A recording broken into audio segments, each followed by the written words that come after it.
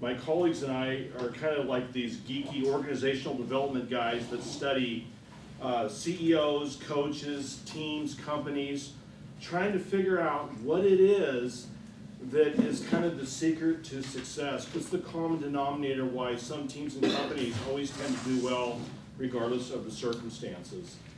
There are some things that I can share with you that I look forward to doing so, and the nice thing is it fits every application, whether it's a corporation, a mining company, a sports team, or your own family.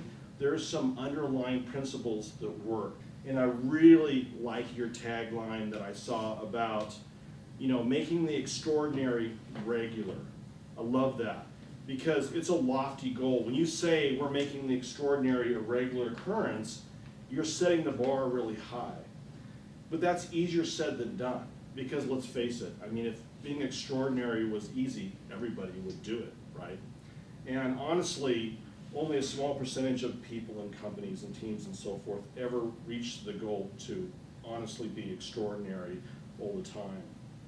The idea tonight is for me to give you some ideas to see how can we take advantage of these opportunities and continue to be extraordinary for the next 10 or more years as an individual, as your own group or team or unit of your own company, and as a company as a whole. So, has anyone found themselves in this situation? Despite our best efforts, sometimes this is kind of the natural order of being human, where you have people that are good at planning and talking about things but never actually get anything done. And then you have that one guy that's really motivated and he's hanging sideways because there's no clear direction and maybe he doesn't have any support. This is not extraordinary. This kind of follows the more regular sort of category, right? So how do we get from here to everybody over the wall? Because there's always walls. I like this phrase here because there's a number of key points in it. Here's kind of, if you're going to boil down the secret of success, years and years of research and all kinds of studying and all the famous CEOs and coaches you've ever heard of, if you kind of boil everything down, this is what I came up with. Successful people find a way to motivate others to work together under a common goal with trust and communication. And I like this because the first thing it says, successful people do this. If you don't do this, you're probably not going to be successful. And that's, again, we get back into the regular category instead of the extraordinary category. I also like the part where it says you got to motivate others to work together. Now, life, for the most part, has become too complicated for any of us to do too much by ourselves. As much as we would like to, it just isn't possible. And you know, our ancestors figured this out. They figured out that to take down the woolly mammoth, that at some point they needed to work in a team to be able to do it because it's just too big of a challenge to do by yourself. And so that's the trick, is how do you work with other people? It's not natural. Most people are competitive and they fight with each other. They don't necessarily work well together. These are learned skills. And the other thing, of course, on the bottom there is a common goal with trust and communication. If you don't have a goal, there's no glue holding you together. With no woolly mammoth, there's no reason for you to get your spears together and go out for a hunting party, right? And then, of course, with trust and communication. If people don't trust you, they don't care. And if you can't communicate, it won't make any difference anyway if you can't share and sell your idea to someone else. Okay, so you guys kind of get from the video, you understand I like adventure, right? I like outdoor adventure. I like treasure hunting. Anybody here like treasure hunting and gold and adventure and that kind of thing? Yeah. Yeah? You guys got to try to curb your enthusiasm a little bit. See, if he speaks up, we start talking about this. All right, so we're literally in the shadow here at Apache Junction. We are literally in the shadow of America's greatest treasure legend, Jacob Waltz and the Lost Dutchman Mine, right? You guys are from Arizona, you've heard about this legend. Well, it's just around the corner from us, actually. Superstition Mountains, Weaver's Needle, and all that. And what's interesting is there's been hundreds of people that have died looking for this mine. All the time. It's not just the Old West stuff. I mean, recently, in 2011, 3 guys got in a minivan from Utah, never to be seen again. They found their bones later, right? And then a bartender from Denver, Colorado, a couple years ago, he died. He planned for months and years to find the Lost Dutchman Mine. They said he was dead before he even unrolled his sleeping bag the first night. Crazy, huh? Okay, so what if I told you that from my research and all the work that I've done, I've digitally analyzed Weaver's Needle. I've studied the stones that were actually found in Eastern Oregon Desert that have clues and numbers and stuff. And I've got a pretty good idea of where the gold is. I even took Bruce's drone out, flew over it, and I think I found the adit that we could just uncover and find unlimited riches of gold and fame. Now, if I convinced you guys of that, would anybody be up to do a little expedition to go on a hike in our backyard and uncover this mystery? Anybody in? Let's go. Okay. All right. Well, okay, cool. Most everybody. Okay, remember, hundreds of people have died looking for this. You guys still want to go? Right now, Look at that. Look at this. Now that's enthusiasm I like to see. So here's what I mean by a big goal. When you guys have a big goal, little things like death and heat stroke and dehydration are just obstacles to overcome. It's not that big a deal. The point to all this is that when you have a big goal, you can get over a lot of obstacles to reach that goal. If you don't have the goal, no one's going to do anything, and you're going to get back to regular land instead of extraordinary land, right? Make sense? So how do you do that? Well, you got to start off with leadership. This picture is of me actually in Henan, India, with a group of Special Forces troops. I was doing some special training with them in the Himalayan jungle, which was pretty cool. And the thing is, I've worked with kids, with like outdoor school kids, like 5th graders. I've worked with military guys. I've worked with corporate people. Everyone's the same. We have certain human nature tendencies regardless of who we are. But the neat thing is anybody from any walk of life can do extraordinary things, and it starts with leadership because, again, that's what kind of gives us direction. And as leaders, of course, the basis there is communication. There's also a lot of different forms of leadership. I mean, sometimes you have to follow someone because they have authority over you, right? But the best type of leadership is people that you want to follow and you want to listen to because they inspire you. And that's really the thing, is that if someone trusts you and likes you, I mean, they don't even have to like you. If they respect you and they believe that what you're saying means something, they're going to listen to you and you're going to inspire them. And that is the best form of leadership. Now that you guys all want to go to the Lost Dutchman Mine and find it, we have to figure out how to all be on the same page so we can work together to do it. Leadership sets the goal and sells it. Everyone in the organization needs to be in alignment. And the other thing, too, is operating out of positive opportunities is always better than operating out of fear. Now, we just saw this with the election, right? A lot of politicians will never tell you what they're going to do. They always say, hey, at least I'm not that guy, right? They're always against something. And that is a motivating factor to bring people together, and that kind of happened in this last election. But a more effective way is to give them something positive to believe in. Now, communication is key to this. And, I can sit up here and say, well, to be a better communication is important. You just have to be a better communicator. It's like, thanks, Captain Obvious. How do you do that? What does that mean exactly? And basically, 2 things I want you to remember tonight is that one, you've got to bridge the gap. Like, if Vince and I we don't speak the exact same language because he's a technical guy, but if we have similar cultures, backgrounds, we both grew up in the West Coast or whatever, if we're speaking a language, we can probably understand each other pretty good and get it.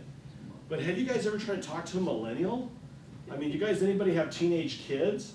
That's a whole nother language and a whole nother motivation. Oh, there's one now. Sorry. I meant that in the nicest way. Millennials are very unique. And right now, we're not just dealing with people from our own culture, our own area, our own whatever background. We're dealing with people all around the world. I mean, we now in an international economy, we're dealing with countries and people from all over the country, all over the world. That's just the way it is. How do we bridge the gap? How do we reach out and communicate with someone that maybe isn't a similar background to us? And that's really the trick. And you have to be able to have the courage to do that and find ways to do that. And one of the best ways to do that is focus on similarities. What do you have in common? Even though you may have different languages, different cultures, different motivations perhaps, you gotta have something in common. And you're gonna need the skill in a couple days for Thanksgiving.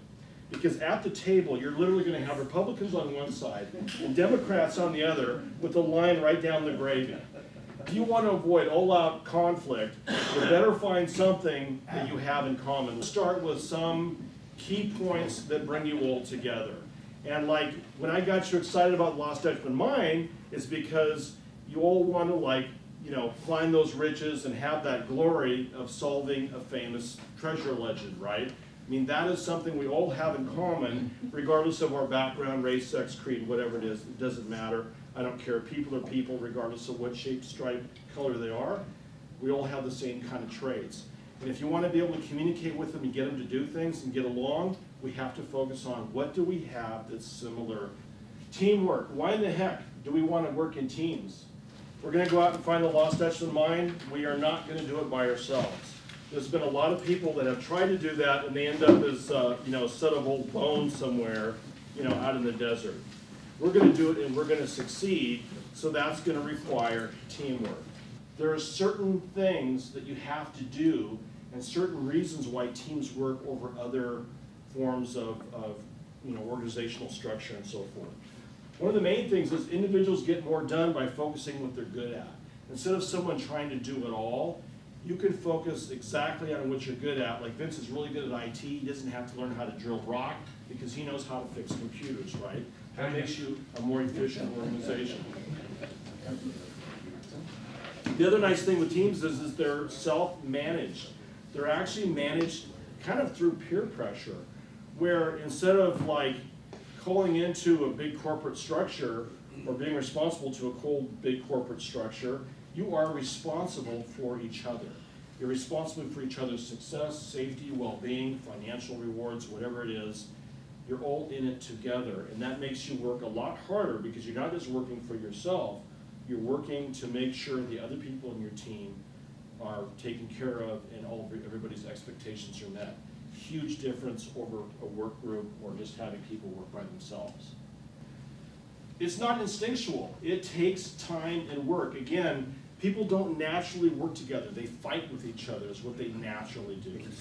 They compete. So there has to be a reason for us all to come together. We want to get that Lost Dutchman, right? They have to come together under a common goal. They have to understand the consequences of winning and losing. They have to honestly care and support one another. And this sounds a little fuzzy, warm and fuzzy, but I'm going to stand by that. Because if you're going to follow someone and you're going to do the extraordinary, you have to care and love each other. You just really do. If you want to be regular, you don't have to. It doesn't matter. Whatever you do, I don't care because we're not in it together. But if we're going to be extraordinary, I'm going to honestly care for this guy. We're going to watch out for each other. We're going to protect each other. And that also has a big issue for safety as well, because you're not just watching out for your own hazards, you're watching out for everyone else's too, because you don't want anyone to fall into a pit, whether that's a literal pit or a metaphor, right? People assume that money is the motivating factor. It's not always, it is a huge factor, but it's not always the motivating factor. We would go out in the middle of a storm, in the middle of the night, rain, snow, sleet, whatever, and we'd find some poor guy freezing on a rock, fighting hypothermia, and he was pretty glad that we found him. And he would say, wow, you got a cool job. How much do you get paid to come to find me? And I'm like, wow, well, let's see, I spent about 60 bucks in gas, flat tire, lost my favorite compass, and I gotta be to work in about 3 hours. I figure it cost me 200 bucks to find you. Why would anybody do that, right? Because of the intrinsic rewards. People want to be part of a successful team. They want to do something that matters and that's meaningful in their life. That's why they do a lot. You can pay people to show up. That's regular stuff. If you want to be in the extraordinary category, you have to treat them like volunteers. Because ultimately that's what they are. They volunteer their heart, their soul, the extra time, the extra energy they're going to give you to get into that extraordinary category. That's not based on money, that's based on them volunteering themselves to help out a winning team. Make sense? Innovation. This is a fun topic because most people think of innovation like as in iPhones and that sort of thing, right? It's got to be high tech, it's got to be internet, it's got to be a phone app or something. Not necessarily. That whole empire of Nike was developed because he was cooking his wife waffles for breakfast and was looking at the pattern of a waffle thinking, maybe we can make soles of shoes, with this technology. So it doesn't have to be complicated. And my point is, you all know how to do your job better. If we asked you, because you're doing the job day in and day out, is there anything that you have as far as ideas that would make this a little bit easier, maybe a little bit safer, more efficient, maybe save some money, save some time? I'm sure all of you could come up with maybe one or two ideas. And the more you think about it, because again, the other thing you're going to hear from me a lot is you get what you focus on. If you focus on results and ideas and innovation, you're going to get more of that. When I, got you guys excited about Lost Dutchman Mine, everybody was in, despite, the threat of, all the different hazards that are there, because the goal is there that we're all going to go after. That makes the difference. So when you have people that want to fight, you got dysfunctional people, you want people that say, I'm only in it for me, you got to take them back to that goal. Now remember, we're going to find, who might I pick on next? I'm going to come over here. We're going to find the Lost Dutchman Mine. And to do that, you got to contribute. We need you for this because we can't do it without you. What's your special skill? Structure, right? So if we're going to tunnel into that portal and pull out all the gold, we can't do that if it's going to dump on our head. So we can't do that unless he shores up that portal so we can safely get in and out of the mine, right? Everybody has the role to play. He didn't necessarily know that until I reminded him of it, right? Remember, we're all in this together. It doesn't matter if we find the gold and it caves in and kills us. Hasn't that happened to people, right? They may find all the success and then they'll let something else kill them, right? So that's a good metaphor too. But everybody's in it together. And if they forget that, you got to remind them. The point of all this is you get what you focus on. You focus on problems, you get more problems, fear, anger, resentment, conflict, blame, and everyone's got to blame someone else. But the good news is, if you focus on excellence, you get more of that too. What do you want to do instead of what you don't want? What do you do best, and how do you do more of that? That's what you got to keep asking. And I like what you said, because the biggest challenge is succeeding through somebody else. That takes a lot of trust, right? If you're going to train somebody to do that, what do regular people think of? Well, if I train you, you're going to compete against me, right? Regular people think of people as problems, liabilities.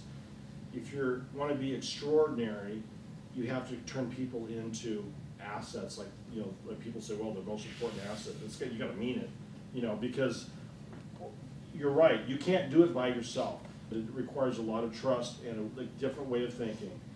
Regular companies are going to think of people as pains, liabilities. If you're extraordinary, you've got to look at people as, how do I build this person up that can follow my footsteps? How do I train them and hone them into being real professionals? I want you to challenge yourself as an individual, as your team, and as a company on how you're going to not only be extraordinary, but even exceed your own expectations from there. We often fail to reach our full potential because we place limits on ourselves. It's just human nature. We say we can't do something. Even if we have a really good idea, we kind of hit that wall. Our past trials and mistakes have made us uniquely qualified to do greater things. They're not a liability. Regular people think of mistakes as a liability. But the extraordinary, like you mentioned earlier, how many mistakes have everybody's made? The fact you're all here now, it makes you uniquely qualified to do greater things. Challenge yourself, remove your limits, take on the highlight of your career. Everything you have done in your past has prepared you for this time. I mean, what is stopping you? Again, what do you guys do already that's so good? And think about, how do you do more of that? What's getting in your way? Are you guys, some of you guys, dysfunctional? Oh yeah. Probably. God doesn't use perfect people. Do you know why? Because there isn't any. Look at the apostles, right? I mean, there isn't perfect people. There's us. I mean, God uses people like us to do amazing things, And not only can we do amazing things, the biggest gift in life is to help someone else, is to serve and to give, and to see someone else come up and be able to enjoy that too, because that's really what it's all about. So again, I am so honored to be here. I want you guys to think about how you can, as a person, as a team, and as a company, how can you exceed everyone's expectations, and then give thanks, celebrate, and do it all over again. Thank you, everybody. Thank you. Appreciate it.